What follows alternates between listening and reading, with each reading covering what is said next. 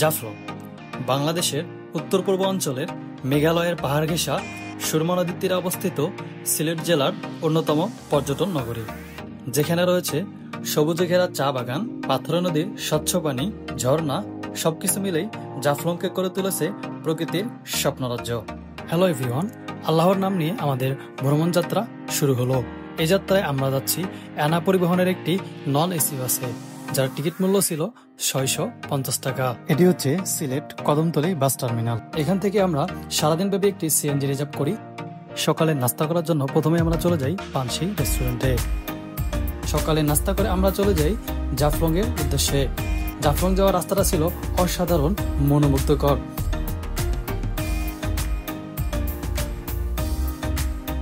এটি হচ্ছে বাংলাদেশের বর্ডার গেট এবং আরেকটি হচ্ছে ভারতের বর্ডার গেট।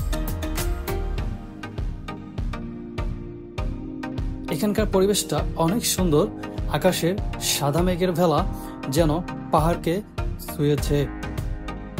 জাফলং 0 পয়েন্ট যাওয়ার পথে এখানে দুই পাশে কিছু বেশ কসমেটিক্স এবং অন্যান্য দোকান দেখতে পারবেন।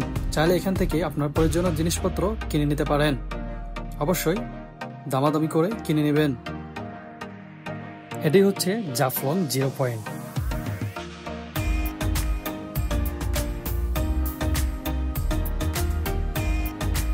আমরা এখন এই নদী পার হয়ে চলে যাব ঝর্ণার কাছে। নদী পারাপারের জন্য জনপ্রতি 100 টাকা করে আমরা এই নৌকায় উঠে পড়ি এবং মায়াবী ঝর্ণার কাছে আমরা চলে যাই। এটি হচ্ছে মায়াবী ঝর্ণা।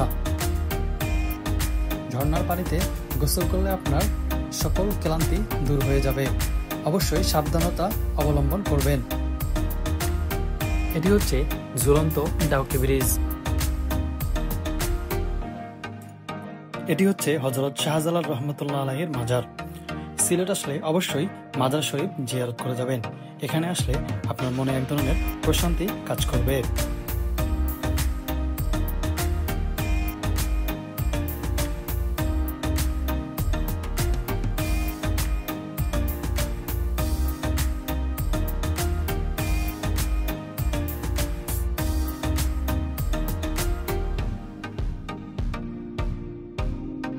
সারাদিন ঘোরাঘুরি শেষে এবার ফেরার পালা।